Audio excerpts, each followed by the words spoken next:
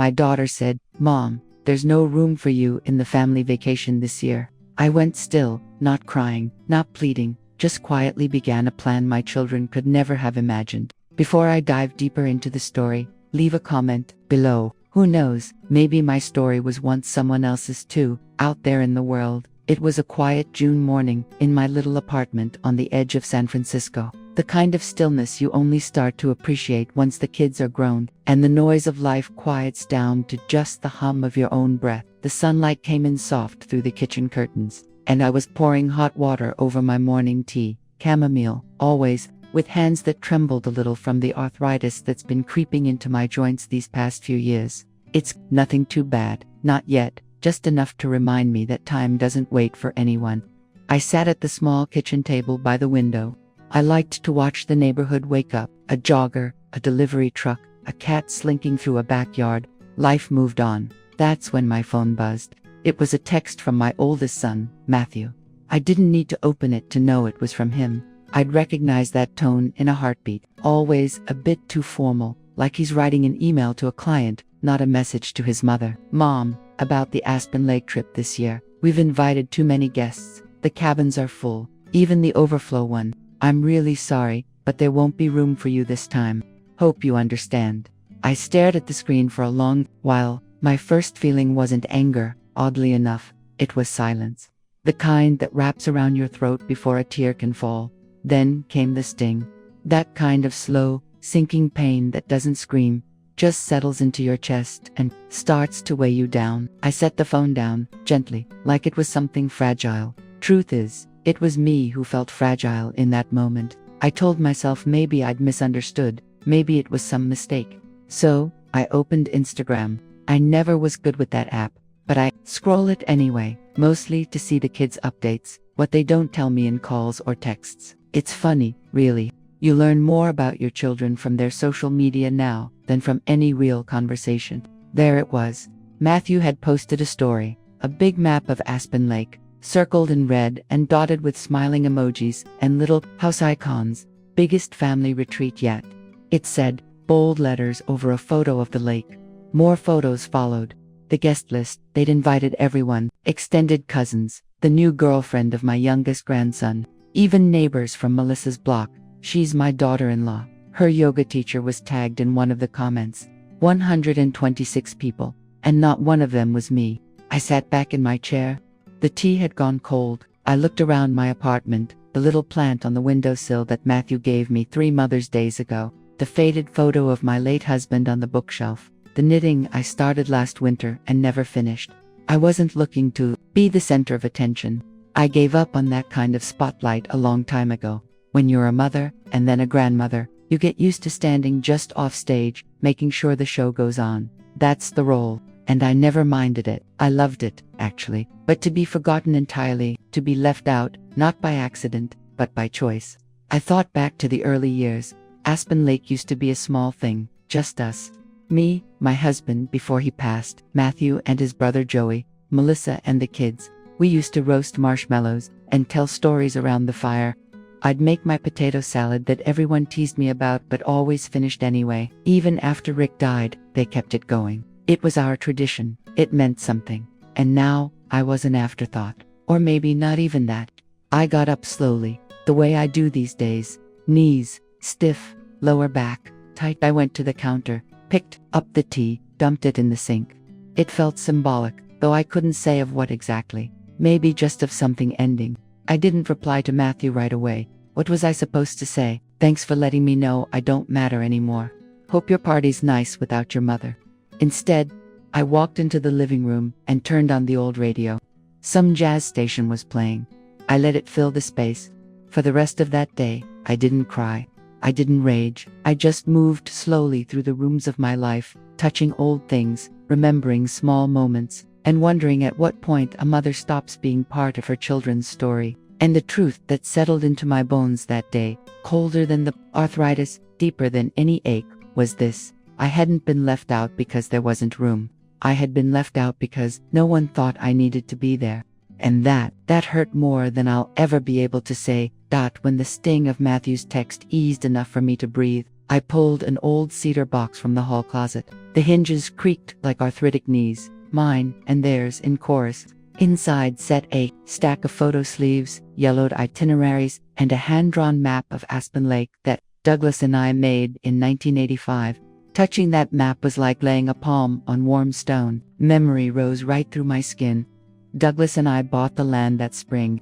He'd driven forklifts at the Port of Oakland for 29 years, and I'd patched together bookkeeper jobs. We pinched every penny. No Starbucks, no movie tickets, no anything we couldn't check out free at the library, until we had enough for 5 raw acres by the water. The realtor called it undeveloped woodland. We called it our future 4th of July.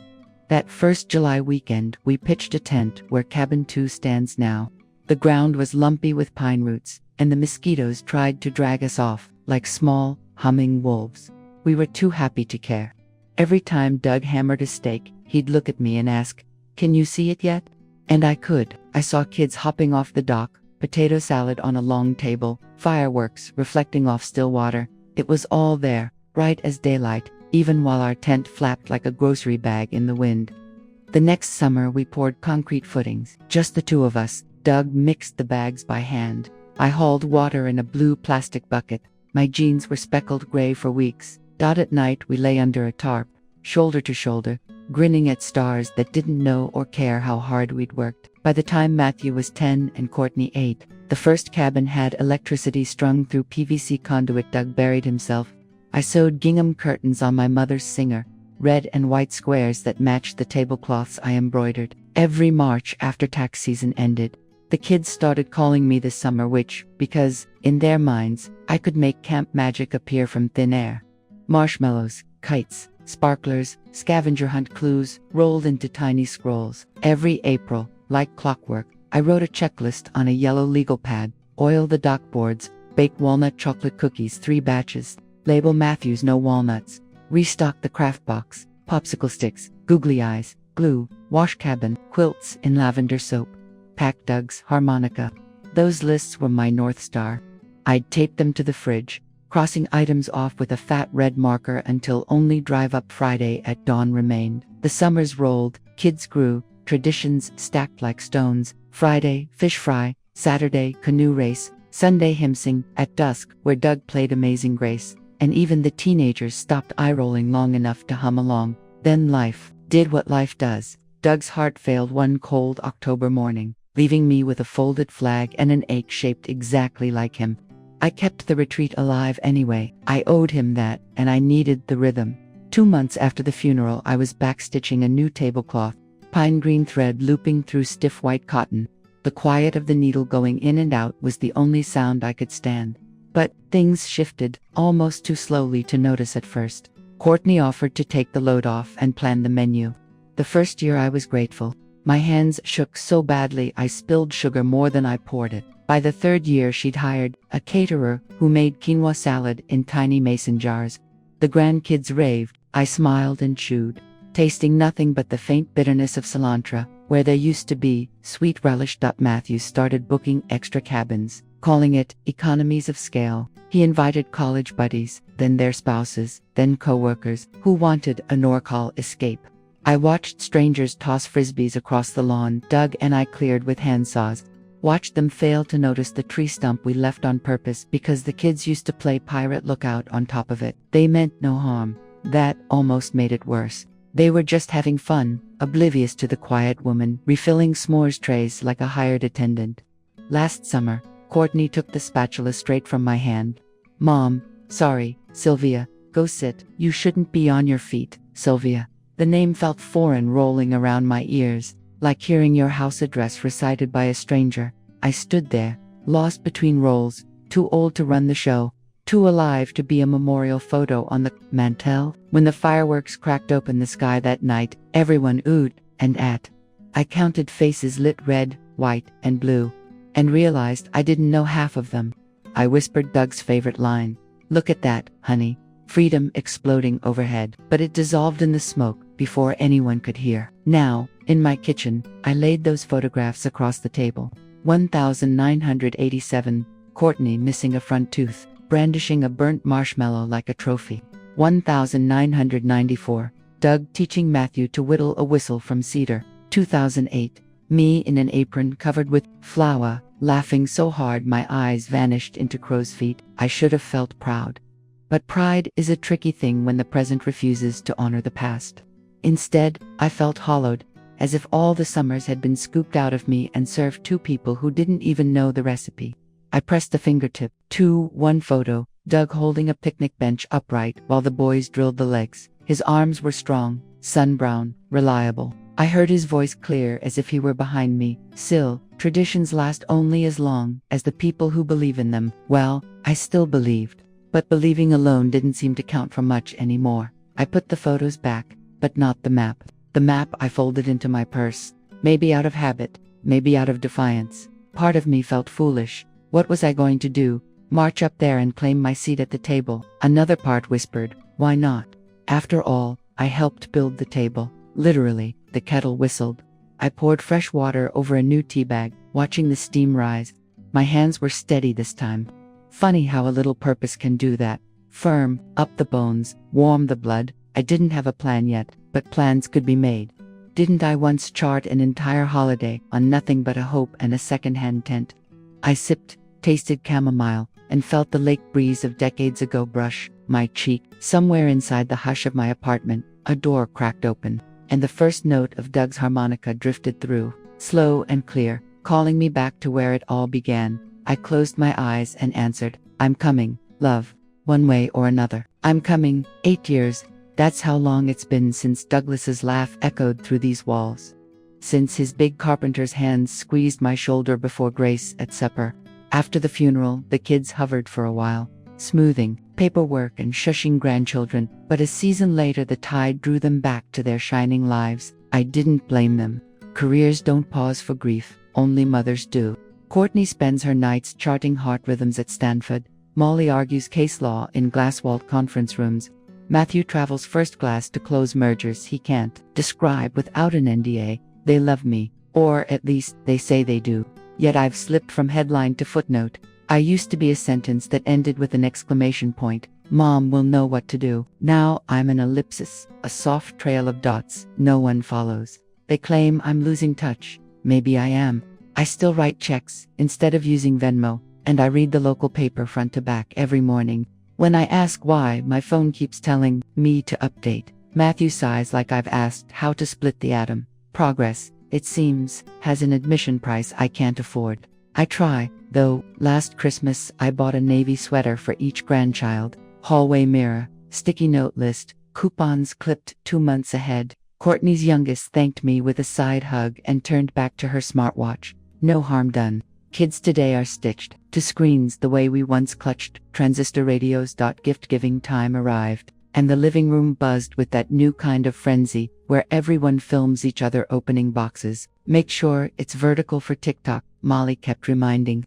The tree glowed bright enough to fake warmth, but my hands were cold in my lap. Matthew handed Courtney a monogrammed stethoscope. Courtney gave Molly a fountain pen engraved with her initials, silver nib, deep green barrel. Molly gave Matthew cufflinks shaped like tiny bull and bear figures. Laughter, hugs, inside jokes I didn't catch, like a round table of victors trading trophies after battle. My turn came almost as an afterthought. Oh, Mom, yours is under the chair. Matthew fished out a crumpled paper bag. No ribbon, no tag. Inside lay a thin acrylic scarf, mass-produced flowers printed one shade too bright. I smiled anyway. Manners are the last defense of the overlooked. Lovely, I said, looping it around my neck, though it scratched my skin like cheap tinsel. Later, at dinner, Matthew told a story he'd read on some inspirational feed about a humble woman who sacrificed everything so her children might thrive. It was full of hashtags. Hashtag selfless love, hashtag family first. Plates clinked, forks paused, everyone nodded at the moral, yet no one thought to glance at the real-life example sitting 4 feet away, gravy boat in hand. I wanted to laugh at the absurdity. There I was, a living illustration, and still invisible. I chewed my roast, tasted sawdust, and wondered when a mother becomes furniture. Somewhere between child-proof latches and college acceptance letters, I guess. By dessert, I felt like a folding chair left in a hallway, useful during crowd overflow, forgotten once the party reorganizes. Courtney kept checking patient charts on her phone. Molly debated sentencing guidelines with Matthew across the centerpiece. I studied their faces, hunting for the toddlers who once reached for me with jelly-sticky fingers. Gone, replaced by professionals, fluent in acronyms, short on ordinary words like, "How are you holding up, Mom?" When the peppermint pie was served, Courtney raised a toast to strong women everywhere, eyes shining, glasses clinked. I raised mine too, because what else could I do? The irony tasted sharper than the schnapps that night. Back at my apartment, I tied the scarf into a tight knot around the bedpost. Not out of anger, just a placeholder for the truth. I'd been re-gifted my own absence. The kids weren't cruel, they were simply busy curating lives that photographed well. A living, breathing mother didn't fit their color palette. Easier to post a meme about sacrifice than to sit down and listen to the woman who actually sacrificed. I lay awake, listening to the radiator hiss. Somewhere near midnight, I caught myself whispering Doug's name like a question. How do I stay part of a family that's spinning forward without me? The room stayed quiet. Answers rarely come wrapped in neat bows, but morning brought stubborn resolve, same as always. I brewed coffee, strong enough to stand a spoon upright, and pulled out the spiral notebook I keep for grocery lists and sudden ideas. On the first page I scrawled, "I am not a spare chair." Aspen Lake was built on love and sweat. Both still matter. Traditions survive only if someone fights for them. I still can't. The words looked shaky in my handwriting, yet solid in intent. My children might own shinier titles, but I still own history. And history, when told loud enough, can drown out even the noisiest modern gadgets. So I circled the date of the upcoming retreat, underlined it twice, and started planning. Maybe, not the schedule or menu, they'd never hand me that, but my own presence. I would show up, uninvited if I had to, carrying the past in one hand and a future none of them expected in the other.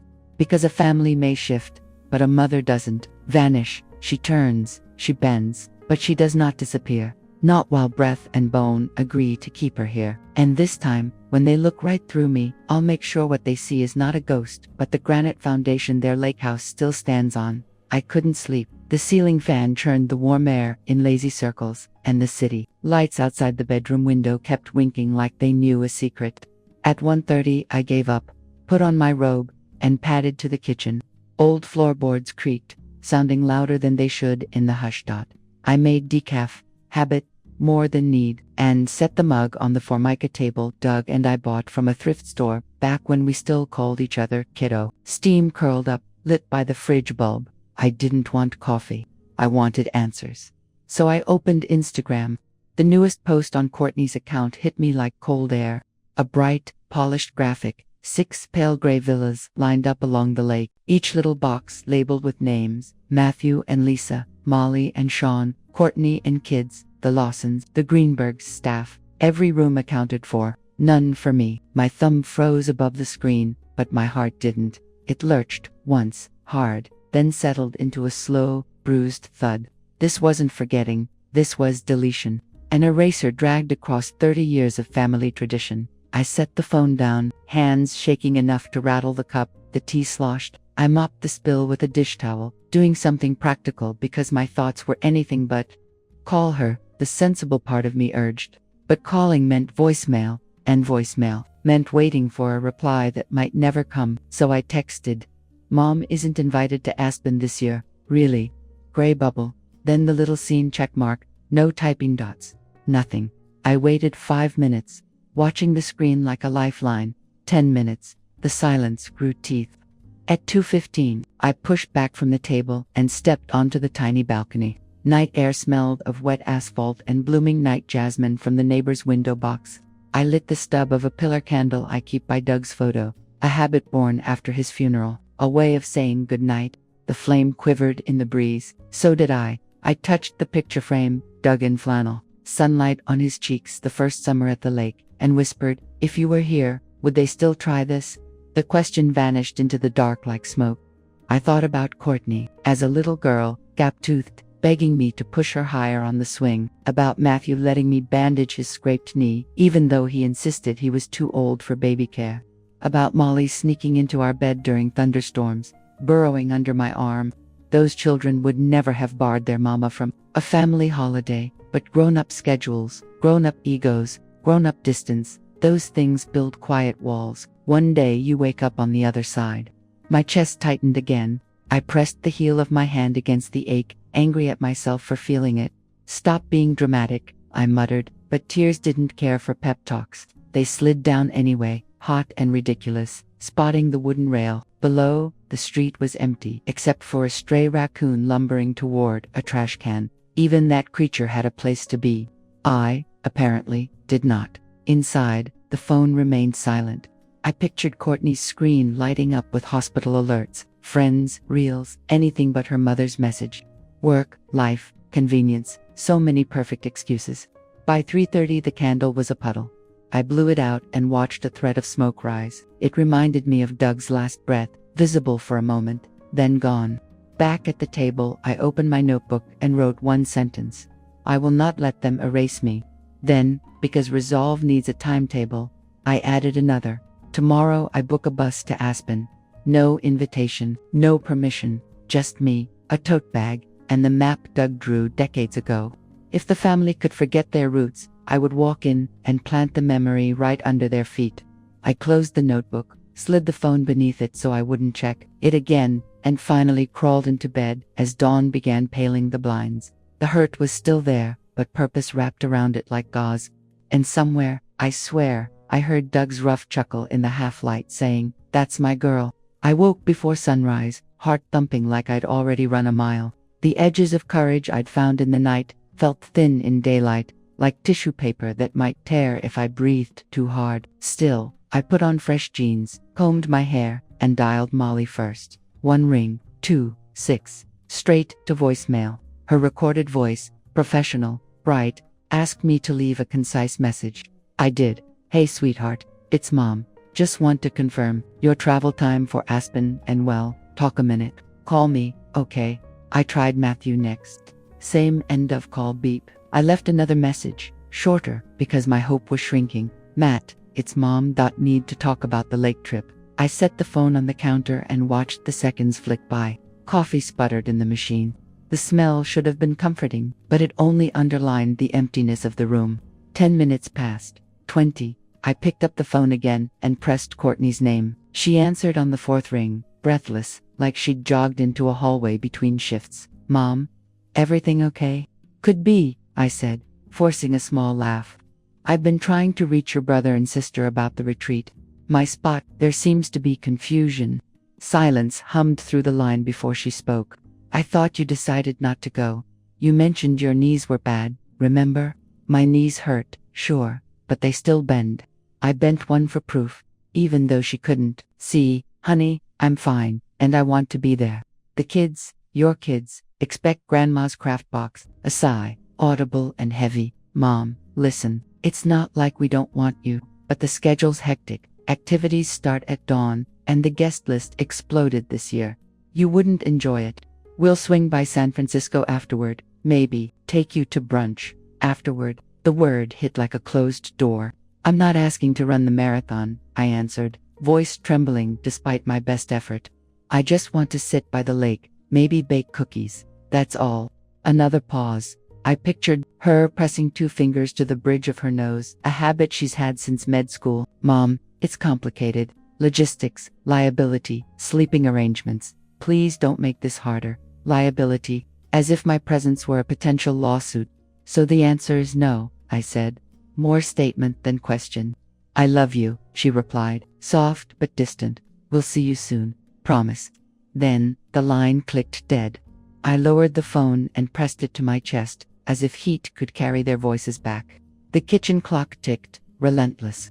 Outside, a garbage truck clanged, and a crow argued with the world from a power line. Life moving on, same as always. My eyes landed on the crocheted table runner I'd made last winter. Blue and gold, Doug's favorite colors. I'd planned to spread it on the big picnic table up north. Instead, it waited here, unused, like a story nobody wanted to hear. I sank into a chair, elbows on the table, and let the hurt rise. I tried to find a rational thread. Maybe they truly worried about my health. Maybe the cabins were too full, but reason crumbled under the weight of the pattern. Unanswered calls, apologies, a scarf in a paper bag, A mother sidelined. A thought flashed, sharp and ugly. If I posted daily selfies with fancy filters, would they remember I exist? I imagined myself pouting into a phone, hashtags fluttering underneath. The picture felt ridiculous, but the ache behind it was real. I used to believe motherhood was permanent, like ink on skin. Lately, it felt more like a social media app. Update or be deleted. They'd updated, all right. Passports full, resumes longer than my grocery lists. Meanwhile, I kept baking banana bread and clipping coupons, running on an operating system no one supported anymore. Tears threatened, but I swallowed them down. Crying alone wouldn't change a thing. Action might. I walked to the hall closet, pulled out the old canvas duffel Doug bought at a surplus store the summer we built, Cabin 1. I set it on the bed and started packing on instinct. Flannel shirt, walking shoes, the runner, my recipe tin. I added the cedar photo box for good measure. If they planned to rewrite history, I'd bring the original documents. Phone in hand, I opened a bus schedule app, clumsy but workable, and found a route to Aspen Lake. 2 transfers, 12 hours total. A long ride, sure, but I'd ridden rougher roads in Doug's pickup back when air-conditioned seats were science fiction. I hesitated at the purchase ticket button. Was I being foolish? Maybe. But I'd rather be foolish on the shore of my own memories than sensible in a kitchen where the phone never rings back. I tapped confirm. The digital receipt pinged. There, commitment made. My heart fluttered with fear and, strangely, relief. Whether they liked it or not, I was re-entering the story. Afternoon light stretched across the living room rug as I tucked the duffel by the door. The scarf from last Christmas still hung on the bedpost. I untied it, folded it carefully, and slipped it into the outer pocket. Cheap or not, it was part of the truth, and all truths were coming with me. One last thing, I grabbed a stack of blank postcards from the drawer. At each bus stop I'd write a note to the grandkids, ink fresh as my resolve. See you soon, love, Grandma. Maybe they'd beat me to the lake. Maybe they'd arrive after. Either way, a written promise travels its own path. Evening settled, no call back from Molly. No text from Matthew. Fine. Tomorrow, before dawn, I'd be on the road. Legs stiff, spirit stubborn. I whispered to the framed photo on the mantel, Doug, keep me company on this ride. And I swear the glass caught a small shimmer of light, like approval. I turned off the kitchen lamp, letting the room slip into darkness. The silence felt different now, still painful, but threaded with purpose. A mother's love isn't an app to be updated. It's a map, etched deep, leading back home, no matter how many detours the children take. And at Aspen Lake, with or without their blessing, I was about to draw those lines in the sand all over again. The rain came soft that afternoon, a lazy curtain tapping the windows, just enough to make the pavement glisten like polished stone. I stood at my kitchen sink, looking out at the gray world and feeling every inch of my 68 years. The bus ticket sat folded on the counter. My bag was packed, but still, something inside me trembled. Not fear exactly, but that hollow space between action and doubt. On a whim, I grabbed my raincoat and stepped outside, headed across the narrow path that separated my house from Mary Ann's. Porch light was already on, casting a honey-colored glow through the drizzle. She'd lived next door for 23 years, another widow, navigating life in slow, careful steps. Her husband died of pancreatic cancer the same year Doug passed, and after the casseroles and condolences faded, we found each other in the quiet. Most days, we just drank tea and read paperbacks. On braver days, we talked about the past, about babies born in old hospitals, dances in high school gyms, husbands who once smelled of sawdust and aftershave. That day, I didn't knock. I never had to. I pushed the door open and called, "It's me." In the kitchen, she called back, "Just made lemon tea." I stepped out of the rain and into the warmth of her little house, where the smell of citrus and cloves made it feel like time had slowed to the pace of our hearts. Mary Ann wore a cardigan that looked like it had been knitted in another decade, and her short white hair curled around her face like a halo earned through endurance, not innocence. She handed me a mug and gave me that look, eyebrows slightly raised, chin tilted down. "What's bothering you now, Sil?" "Look, so," I told her. All of it. I told her about the text from Matthew, the Instagram map with no room for me, the unanswered calls, the scarf in the paper bag, the cold silence from Courtney. I didn't try to make it sound better than it was. Mary Ann didn't need sweeteners. She liked her tea strong and her truths stronger. She didn't interrupt. She just listened, nodding sometimes. Her lips pursed like she was tasting the pain on her tongue. When I finished, she took a sip of tea and set her cup down carefully, lining the handle with the edge of the coaster. Then she said, "If they didn't leave you a seat at the table, why not set your own?" I blinked at her. "What?" Marianne leaned back in her chair, crossing her arms the way women do when they've just said something they know matters. "Don't ask for a chair, Sil. Build the damn table. Invite whoever you want. You built the first one, didn't you?" I stared at her. The rain pattered soft against the windows, but inside me, something cracked wide open. A memory rose uninvited. Me, years ago, standing at Aspen Lake in a sun hut, handing out hand-drawn maps to cousins, nieces, and neighbors. I could see the cooler packed with my lemonade, the mason jars with names written in Sharpie, the way Doug grinned when the kids ran through the sprinkler. I was the orchestrator, the glue, the spark. I made the magic. And now I was a shadow in the wings, but maybe not forever. "Set my own table," I said slowly, rolling the words around. "Invite my people, whoever I want." Marianne smiled, a little crooked. "Hell yes, why not? You think everyone at that lake retreat wants quinoa and Pilates at dawn? I bet half of them missed the old ways." I felt a strange heat in my chest, like a flame catching just the edge of dry wood. I could bring the craft box, the old recipes. We could do night swims, Doug's scavenger hunt. Marianne grinned wider. "Sylvia, you're already planning it." We sat there like that for a long time, two old women in a kitchen filled with the smell of lemon and old dreams dusted off. I wasn't sure where the event would be or who would show up, but that didn't matter yet. What mattered was this: I remembered who I was.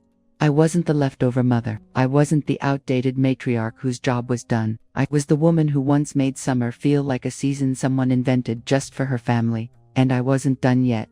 I stood up, heart steadier than it had been in days.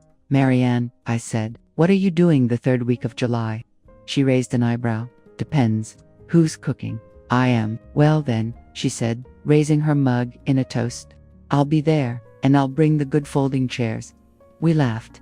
And in that moment, I saw the next chapter not as a retreat, but a return, not to the past, but to the part of me they forgot, and I was going to remind them, whether they were ready or not. I got back from Marianne's with rain still dripping off my coat and a spark humming in my chest. First thing I did was fire up the old desktop and search rentals near Aspen Lake. Most listings were glossy mansions with infinity pools. Too slick, too smug. Then I found her. A weather-worn cedar cottage on the quiet side of the water, wide porch, knotty pine kitchen, a backyard that tipped right into the lake like a cupped hand, 800 square feet of honesty, sleeps 12 if folks don't mind, bunk beds and porch sofas. Perfect. I called the number. A retired park ranger named Earl answered.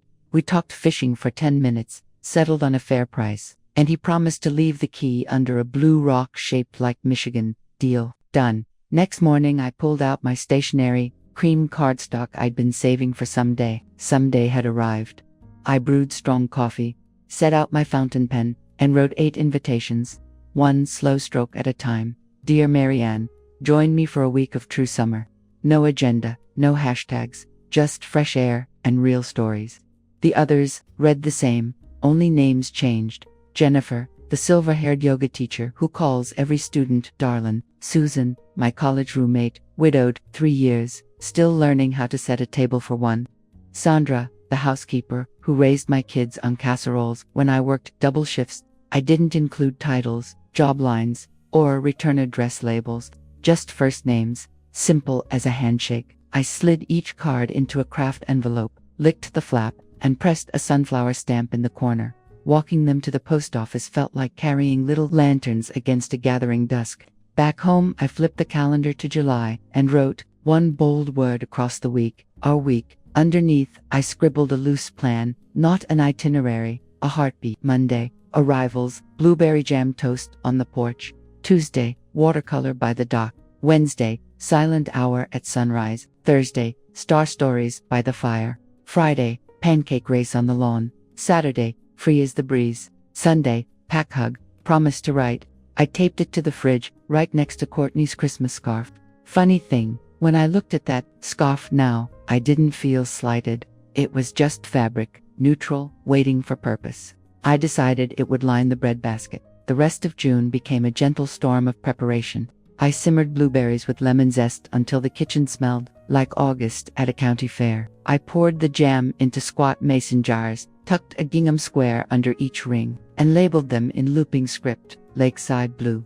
Between batches, I pulled out the linen tablecloths, embroidered every guest's name in thread that matched their eyes, or my memory of their eyes. Mary Ann got sage green, Susan Robbins egg blue, Jennifer sunrise orange, Sandra steady brown. I wasn't fast anymore. Arthritis pinched each stitch, but the rhythm steadied me, as though Doug's calloused hands covered mine, guiding the needle. One hot afternoon, I dragged the dusty Smith Corona typewriter from the hall closet, ribbon dry as desert, keys cranky, but it worked. I fed in cream paper and pecked out the menu. Tuesday supper, campfire, chili mild but honest, cornbread with honey butter, garden tomato salad, peach cobbler, whipped cream on request. No serifants, no laminated cards, just clacks and carriage dings echoing off the walls like applause from another time.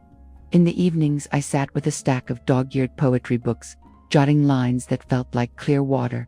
Langston Hughes, Mary Oliver, a dash of Whitman for good mischief. I earmarked pages for the night we'd read aloud under lantern light. Every box packed carried a piece of me. Doug's harmonica, a deck of worn playing cards, sidewalk chalk for hopscotch, if knees allowed. I tossed in 3 jars of Vicks, 4 eggs, a spool of fishing line, and a tin of peppermint bark we'd break open when laughter got low. The house filled with lists, groceries, linen counts, ask Earl where the fuse box is. It looked like work, but it felt like breathing. A week before departure, replies trickled in, real mail, not texts. Marianne's card smelled faintly of rose lotion. Wouldn't miss it for the world. Susan sent a postcard of the Golden Gate. I'll bring lemon bars and memories. Jennifer folded a scrap of yoga studio flyer. My old VW still runs. Let's test her. Sandra left a voicemail in her deep Carolina drawl, half laughter, half tear. Miss Sylvia, you just tell me what time the bus gets in, and I'll be there with bells on. Their yeses lifted me higher than any corporate RSVP ever could. These were women who remembered my middle name, who'd seen my kitchen messy and my face plain. No filters, no performance. The night before I left, I stood in my doorway and looked back at the tiny apartment that had held my grief like a careful jar, that it would be waiting when I returned. But I suspected it would feel different, not smaller, lighter. I slipped Courtney's scarf around my neck, unlocked the wheels on Doug's old duffel, and whispered to the photo on the mantel, "Watch this, love." His grin seemed to widen in the dark. At dawn, I climbed aboard the Greyhound with a thermos of sweet tea and a heart steady as a ticking clock. The bus hissed, lurched, and rolled south toward the mountains. Fields blurred into gold, then deep, pined. I traced the window's cold edge and pictured the cedar cottage opening its sleepy doors, dust motes swirling like welcome confetti. I wasn't heading to a retreat with VIP badges and catered brunch. I was crossing a quiet line back into myself, setting a table where every chair came without a price tag, a place where jam dripped, knees knocked under benches, and nobody cared if you called the lake home for just 1 week. Let the other villas boast about square footage and gluten-free everything. We had blank pages, empty jars, and stories begging to be poured out. And I, Sylvia May Dawson, was ready to listen, to feed, to remember, and to be remembered in return. The cottage woke up before I did. I heard it in the screen door slapping against its frame, and in the shuffle of feet on porch planks that Doug once would have called good, honest wood. By the time I tied on my apron, sunshine was sliding across the pine floor, and the smell of fresh coffee floated in from the kitchen like a hymn. They came in 2s and 3s, carrying themselves the way you carry something fragile, slow, hopeful, half smiling like they weren't sure they still remembered how. Marianne arrived first, stuffing her umbrella into the stand and handing me a bouquet of wild asters she'd cut by the highway. "For the table," she said, cheeks already pink with delight. Next came Susan, juggling a paper sack of peaches and 2 dog-eared novels she swore I had to read. Jennifer's old VW coughed up the gravel drive a little before noon. She stepped out in bare feet, rolled up yoga mat under one arm and a pie tin under the other. Sandra wheeled up last, straight from the bus station, a picnic basket on each hip, humming gospel low and steady. Nobody asked for Wi-Fi. Nobody lifted a phone. We shook off city dust and set to work the way folks used to, by instinct. Marianne chased the drafty windows and propped them open, claiming we needed cross-ventilation. Sandra unpacked the pantry like she'd done it her whole life, lining up flour, sugar, and 3 kinds of beans with military precision. Susan found the record player in the corner and put on an old Sam Cooke album. His voice trickled through the cottage like sunlight through leaves. Jennifer, long legs folded easy, sat on the floor and showed us a breathing exercise that left us giggling more than centered. Around midday, the sky cracked open with a quick mountain shower. We pulled rocking chairs into a half circle on the porch and watched the lake turn silver, rain dimpling the surface like someone plucking harpstrings. Nobody hurried. The cloudburst felt like a baptism, short, cleansing, gone. When the sun returned, I sliced peaches for cobbler, while Sandra whipped butter and honey, singing under her breath. Occasionally she let the spoon rest so she could clap along to the music. I got flour on my cheeks. She got butter on her blouse. Neither of us cared. These were the kinds of stains that told good stories later. By late afternoon, the cottage was warm with cinnamon and chatter. Susan read aloud a paragraph from her battered copy of A Movable Feast. Marianne argued that Hemingway never gave the women enough pages. Jennifer demonstrated a shoulder stretch for stiff spines, and we took turns laughing at the pops and creaks our bones made. Outside, chipmunks sprinted along the rail like they'd been paid to entertain us. Supper was simple: Dutch oven chili, corn pone, a tomato salad bright as traffic lights. We ate at the long picnic table Earl had left under the cedars, now dressed in my embroidered cloth. I'd tucked each woman's name near her plate, the thread catching the evening light. They noticed, touched the stitches, and smiled without words. It felt like lighting small candles inside them. No one performed. Marianne talked about missing the smell of engine grease on her late husband's coat. Sandra confessed she still set 2 places at breakfast out of habit.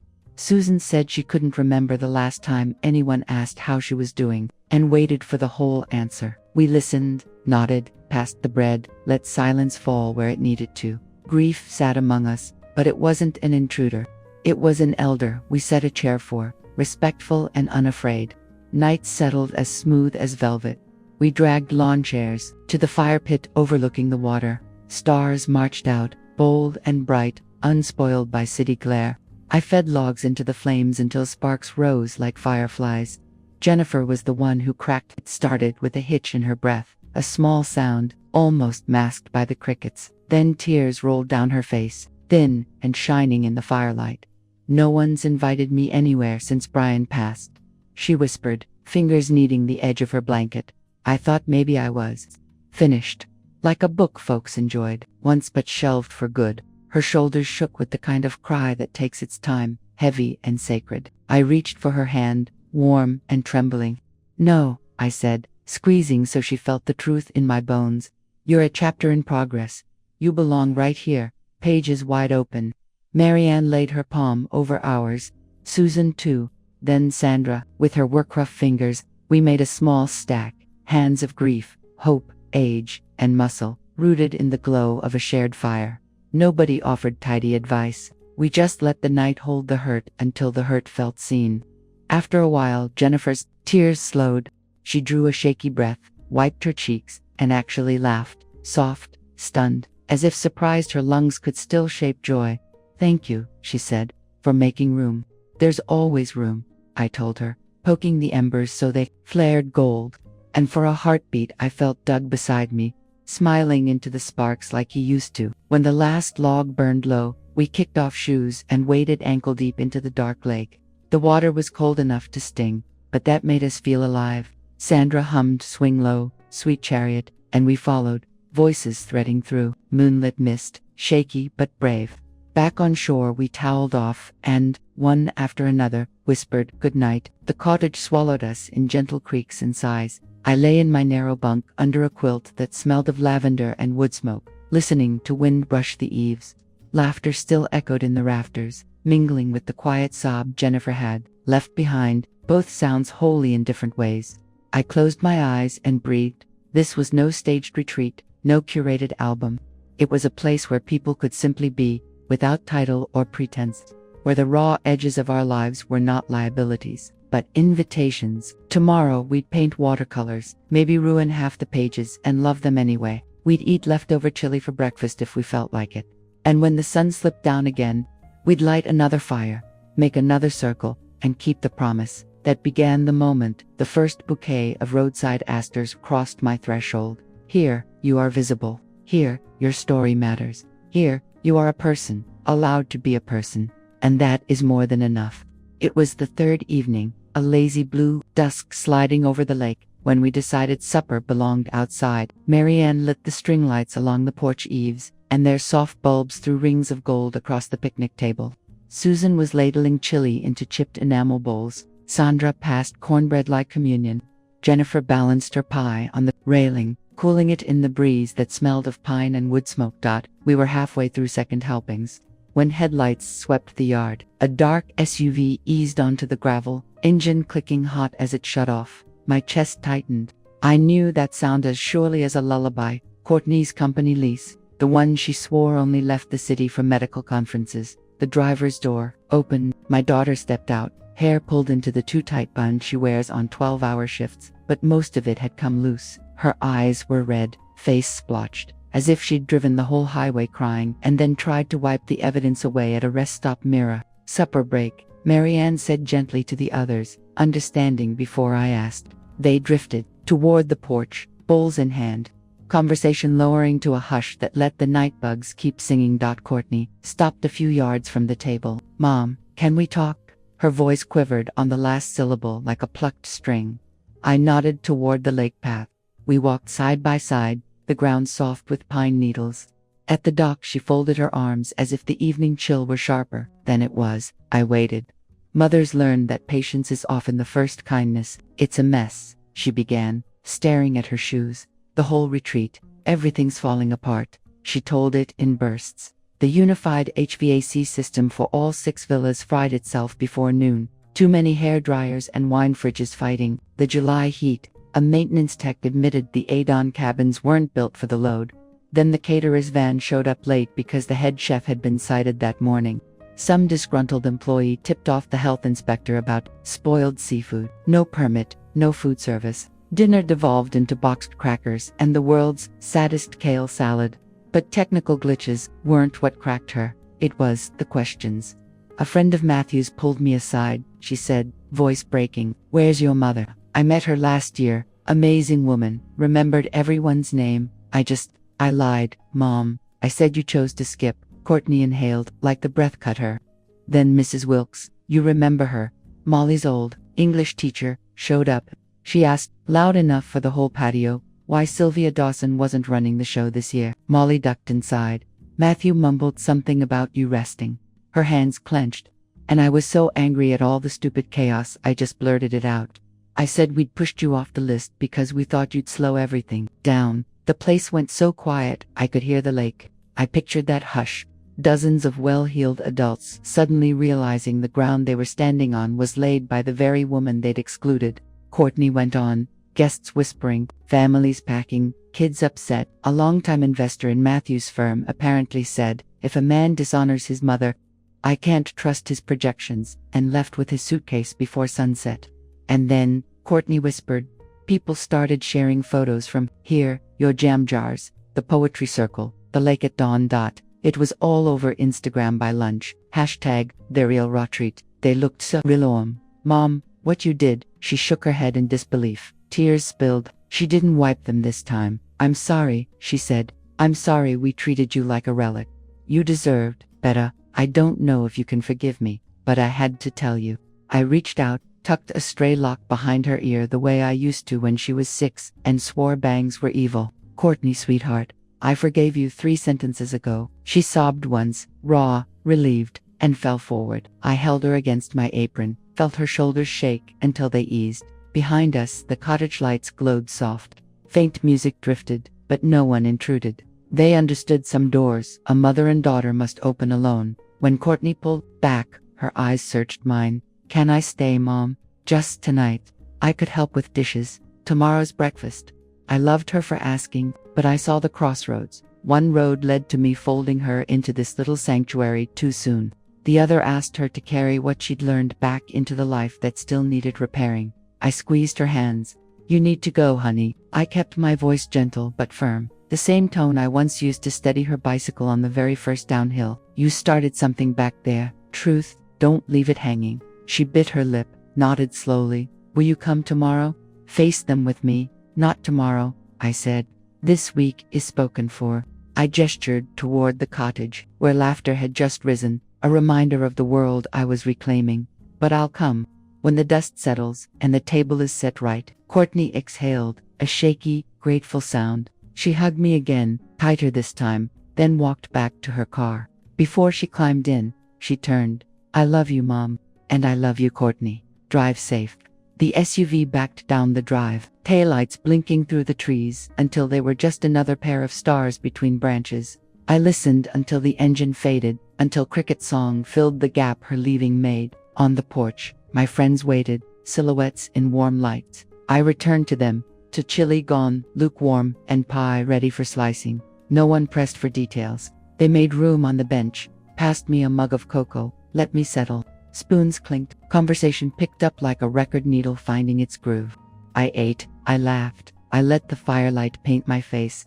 And somewhere beyond the dark pines, a daughter was driving home with the first honest breeze in her lungs. The night felt wide enough for both of us. DGIK Law von Bonji, Gay Pithan, MT Hohan Dinet, Ju Nugin, DSU Calvier Liathoi, Trong DSU Engokep, Louis Bien Mgi Cho, Shungdong. The last morning arrived the way good things always do, quietly, on the backs of birdsong and weak coffee. Sunlight spilled across the cottage floor like someone had rolled out honey. My friends were still asleep, curled in quilts and dreams.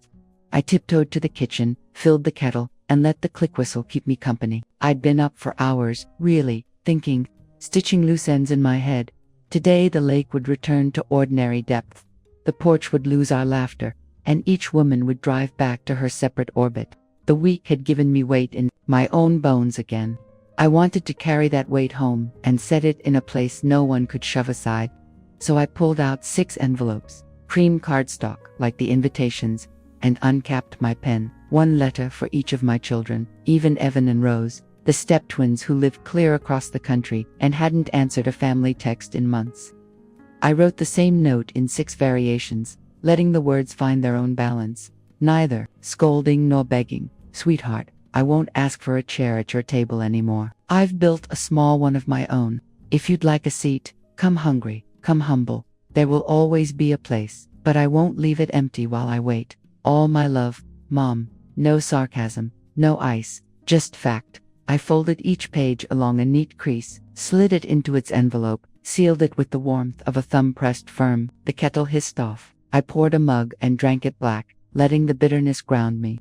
Then I tucked the letters into the inside pocket of my denim jacket, grabbed the car keys Earl had left, and eased out the door while mist still draped the water. The drive took 8 minutes. I turned onto the grand entry where 6 identical villas lounged like show dogs groomed for Westminster. The place looked calm now. Breakfast time, kids in matching hoodies, chasing ducks, hungover adults cradling to-go lattes. I parked near the maintenance shed, lifted the hood, and pretended to check the oil cap. Old habit from Doug. When no one was watching, I crossed the flagstone path to the main lodge. Aspen Lake Properties prided itself on nostalgia. So they still had a wooden mail cubby by the lobby desk, slots labeled by family name. Dawson sat in the middle row, convenient. I slid the 6 envelopes into the slot. Edges flush, no flourish. Done. On the walk back I noticed the staff had finally fixed the air conditioning units. The clang of compressors pulsed behind the hedges. Too late for first impressions, I thought, but good luck to them. A little farther on, I caught a glimpse of Courtney through a villa window, hair down this time, face drawn and tired, fielding what looked like a tense phone call. I didn't slow. She'd find my letters soon enough. The road home smelled of wet cedar. By the time I returned, the cottage was alive. Susan frying eggs, Sandra humming spirituals, Marianne photographing the last patches of fog for her scrapbook, Jennifer in child's pose on the porch. I set the keys on the hook. Mail delivered. Marianne asked without looking up. "Special delivery," I said, and poured everyone orange juice. We ate on the steps, plates balanced on knees. feet bare, sun already warming the boards. After dishes, we packed, folded sheets, rinsed coffee mugs, made the beds as neat as when we found them. Earl's only rule had been leave it kinder than you came. We did. Just before noon we formed a loose circle in the yard. No tearful speeches, only simple promises. Same week next year, Susan declared. Same table, Sandra added. More pie, Jennifer grinned. More room, I said, meaning it in every way. Hugs worked their way around, strong and lingering. Engines started, gravel popped under tires, and, one by one they disappeared down the lane, until the breeze filled the silence. They left. I locked the cottage, smoothed a hand over the scarred cedar door, and whispered thanks, to the boards, to the lake, to Doug echoing somewhere in the tree line. Then I climbed into my own car and pointed it toward San Francisco. Highway 80 stretched, wide and familiar. Radio oldies spilled from the dash, and for once I didn't feel like the song was too nostalgic or the sky too big. My life had room again, because I'd built it. At a rest stop near Auburn I checked my phone. 6 message bubbles waited, some still writing, some just 3 nervous dots. I didn't open them, not yet. The letters needed time to land. Back on the road, I said out loud, so the windshield and the wind could witness. I used to be an afterthought. Now I'm an address. Home came into view just before dusk, the city, skyline catching the last copper of day. My apartment smelled faintly of lavender and plywood.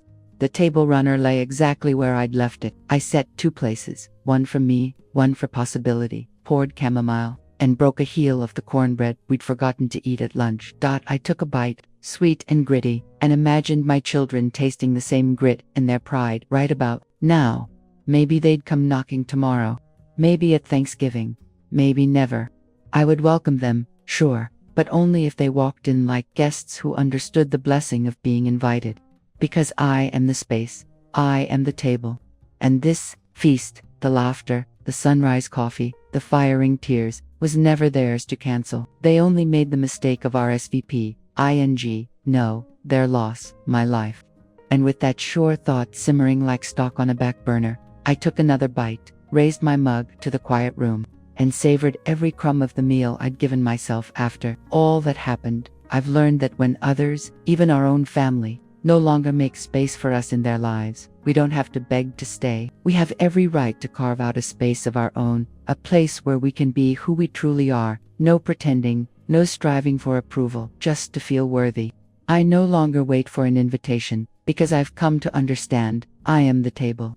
I am the living space. I am the memory they once leaned on. I just want to say this to you, the one who has stayed with me until this very moment. Don't ever let anyone, not even the ones you love most, make you question your worth. If they can't see you, then look inward and move forward. And now, from the deepest part of me, I want to ask you, if you were in my shoes, cast out from the very table you spent your life building, would you stay silent and endure it, or would you rise and create a new world for yourself? I truly hope to hear your answer from the heart. May God always bless you with goodness,